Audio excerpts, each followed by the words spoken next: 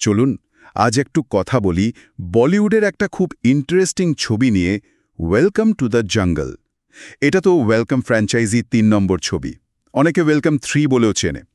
আমাদের কাছে যেসব খবর বা সূত্র আছে সেগুলো একটু খুঁটিয়ে দেখা যাক, মানে ছবিটা নিয়ে এত কথা হচ্ছে কেন। শুরুতেই যেটা বলার, তারকা তালিকা দেখলে মানে মাথা ঘুরে যাওয়ার মতো। একদম। অক্ষয় কুমার তো থাকছেনই, মানে ফ্র্যাঞ্চাইজি চেনা মুখ।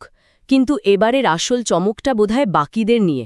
সঞ্জয় দত্ত, সুনীল শেট্টি, পরেশ রাওয়াল, আরশাদ ওয়ারসি।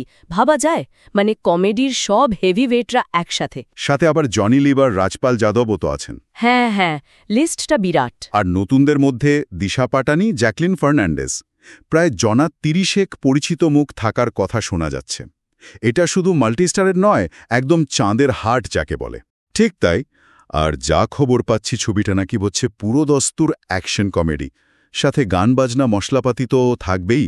অনেকটা স্ল্যাপস্টিক কমেডির মতো আর কি, যেখানে হাসানোর জন্য শারীরিক ভঙ্গি বা অদ্ভুত সব সিচুয়েশন ব্যবহার করা হয়।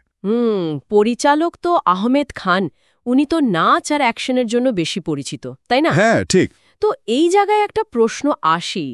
আহমেদ খানের আগের কাজগুলো দেখলে বোঝা যায় অ্যাকশন বা ডান্স সিকোয়েন্সে উনি বেশ পটু।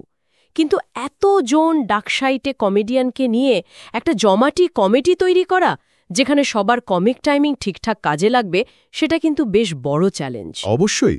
বিশেষ করে ওয়েলকাম ফ্র্যাঞ্চাইজির নিজস্ব একটা কমেডির স্টাইল আছে, একটু আজগুবি টাইপের। কিন্তু দর্শকদের আগ্রহ তো তুঙ্গে। তবে সব কি ঠিকঠাক চলছে? খবর কিন্তু অন্যরকমও আসছে।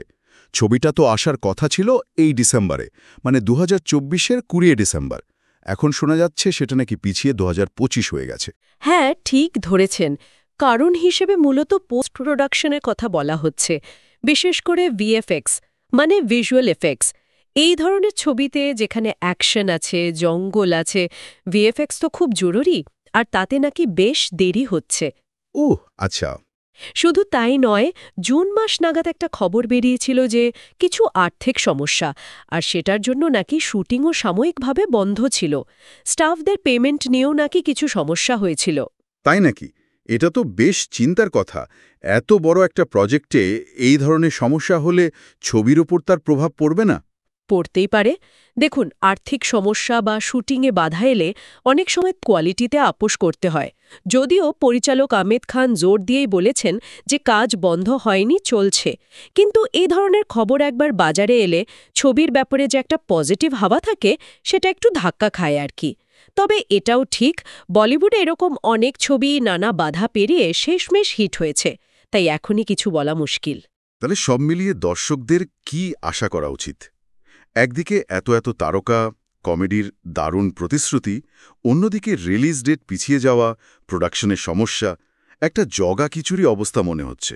দেখুন, সূত্রগুলো যা বলছে তাতে মনে হয় যারা শুধু মজা করতে চান, মানে নির্মল বিনোদন, হইচই আর একগাদা স্টারকে একসাথে পর্দায় দেখতে চান, তাদের সম্ভবত খারাপ লাগবে না।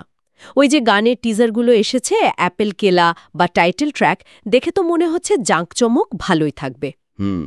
কমেডিয়ানদের একসাথে দেখার মজাটাই হয়তো আসল আকর্ষণ হবে। তবে হ্যাঁ, যারা খুব গোছানো গল্প বা চরিত্রের গভীরতা খুঁজবেন, তাদের হয়তো একটু অন্যভাবে তৈরি থাকতে হবে। এই ধরনের ছবিতে তো অনেক সময় যুক্তিকে একটু পাশে সরিয়ে রেখে সিচুয়েশনের মজাটাই নিতে হয়, তাই না? ঠিক। তাহলে সার সংক্ষেপে এটাই দাঁড়াচ্ছে যে বিরাট তারকাদের নিয়ে একটা বিশাল অ্যাকশন কমেডি আসছে, কিন্তু রাস্তাটা খুব একটা মসৃণ নয়। রিলিজ পিছিয়েছে, প্রোডাকশনেও কিছু চ্যালেঞ্জ দেখা গেছে। একদম। এত কিছুর পরেও ছবিটার স্কেল, মানে এর বিশাল ক্যানভাস, এতজন তারকা আর ফ্র্যাঞ্চাইজির যে একটা পরিচিতি আছে, সেটাকে অস্বীকার করা যায় না। এটা নিঃসন্দেহে বলিউডের একটা খুব বড় প্রজেক্ট। এখন আসল দেখার বিষয় হলো এই সব বাধাগুলো পেরিয়ে ফাইনাল প্রোডাক্টটা কেমন দাঁড়ায়, দর্শকদের প্রত্যাশা কতটা পূরণ করতে পারে। এই চ্যালেঞ্জগুলোই হয়তো ছবিটার জার্নিটাকে আরও ইন্টারেস্টিং করে তুলেছে। শেষে একটা প্রশ্ন কিন্তু মাথায় আসছে। এই যে প্রোডাকশনের বাধা, ছবির এই নির্দিষ্ট মাসালা ঘরানা আর তারকাদের এত ভিড়, শেষ পর্যন্ত কোনটা এই ছবির আসল পরিচয় হয়ে দাঁড়াবে? শুধুই তারকাদের মেলা, নাকি ফ্র্যাঞ্চাইজির কমেডি, নাকি এই সব চ্যালেঞ্জ পেরিয়ে আসার গল্পটাই? ব্যাপারটা কিন্তু ভাবার মতো।